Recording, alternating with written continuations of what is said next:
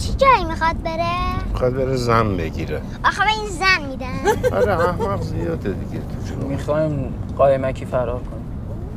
نکنی یا گیر میافتی. نفوس بد نزن بچه.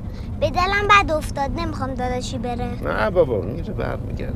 بادم جون ندمه دیگه آفر. اونجا رو نگاه از این دو آخ جون سلام آقا ورزشکاران دلاوران نامآوران به نام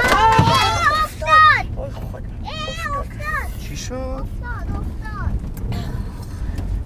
سربلند چی شد؟ برو برای چی بایستدی؟ آره بابا خوبه مردین آقا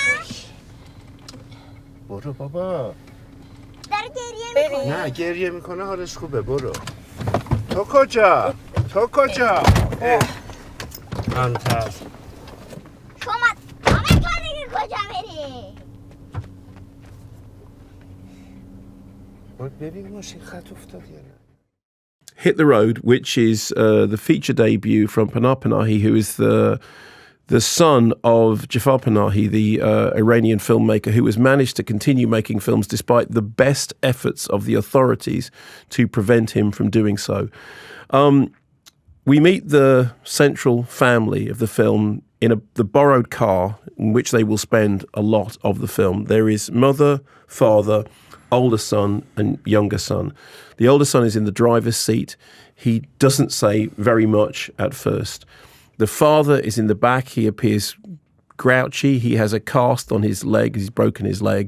And then there is the mother in the front. And then the younger son, who is just like a whirling dervish of energy, 6 years old, constantly babbling, moving, jumping around the inside of the car. Everybody's kind of exasperated.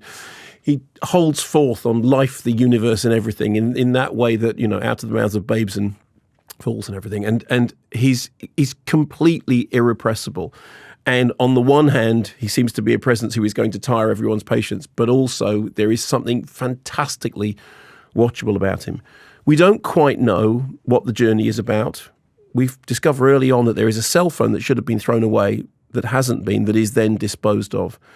The mother then, at one point, says, I think we're being followed. So there is something going on that's clandestine. We are told that apparently the elder son is on his way to be married, but that doesn't seem to be the case.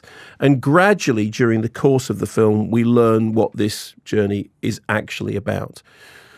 What the film is about is that brilliant intersection between the personal and the political, that it's a film which is set within a world in which people are worried, anxious about the authorities and about the way in which they're being surveilled and about the way in which their lives are being controlled. And yet within the bubble of the car, their family relationships are vibrant and lively. And again, as I always say this, it's not to do with what is said, it's to do with what is not said. The film has a brilliant balance on that razor's edge between tragedy and comedy. There are moments in it, I know this seems like a strange comparison, but it reminded me of Laurel and Hardy. There is one beautiful section in which we see the father and the elder son sitting by a river, having a conversation that is actually very profound, but it also has this kind of almost, Laurel and Hardy style visual slapstick to it. There's also an interaction with a cyclist, which is very kind of slapstick.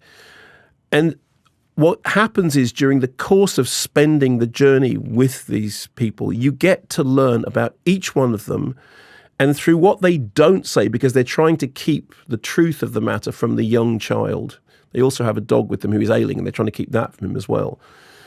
What they don't say tells you everything about what you need to know about their lives. There are some great conversations about Bruce Wayne and how upset he would be if the Batmobile got scratched, because then it would only be worth $500 million as opposed to $600 million. There's a lovely conversation about why 2001 is the best movie in all the world ever.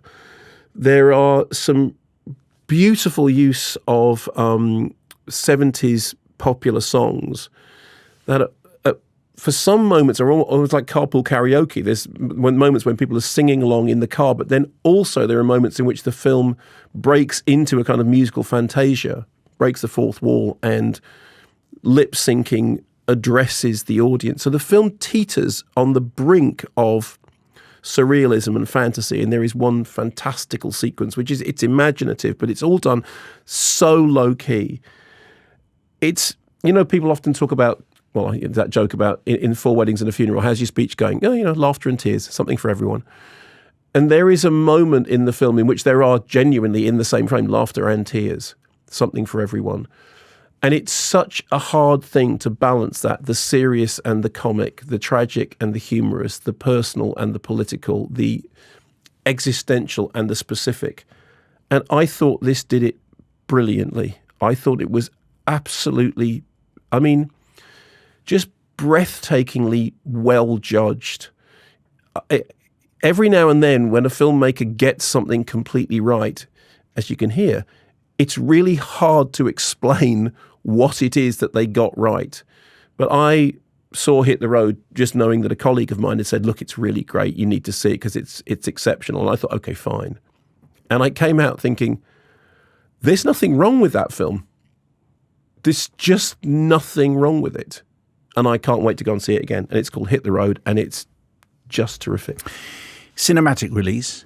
Cinematic release, yeah. Does it have a soundtrack that you can feature on your Scala Radio show? Annoyingly, not yet, but I'm working on it. Oh, what you mean? So there is... There is music. There is music in it, and I'm trying to source the correct music. Weirdly enough, well done for noticing. Of course, that's the first thing that I do, is that I come out and go, okay, I need to find all that. Yeah.